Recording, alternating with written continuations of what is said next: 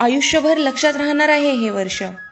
कारण या वर्षी स्वतःला सगळ्यात जास्त कमजोर होताना पाहिलंय, तर दुसऱ्या बाजूला सगळ्यात जास्त ताकदवान होताना पाहिलंय.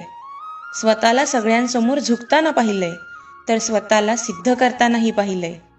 कितीतरी वाईट प्रसंग आले या वर्षात, पण त्या वाईट प्रसंगांचेही आभार मानावे लागतील.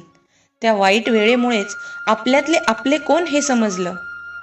सरतं वर्ष बरंच काही दाखवून गेलं. काही आपल्या माणसांचे हात कायमचेच सुटले. या वर्षाने हे सुद्धा शिकवलं की शेवटपर्यंत काहीही टिकत नसतं. कुठलीच गोष्ट शेवटपर्यंत राहत नाही. मग ते नातं असू नाहीतर एखादी जवळची व्यक्ती. पण हरकत नाही, पुढच्या वर्षात पाऊल टाकताना हा विश्वास नक्कीच आहे की कितीही वादळं आली तरी निभाव तर नक्कीच लागेल. कोलमडून पडणार नाही कधीच.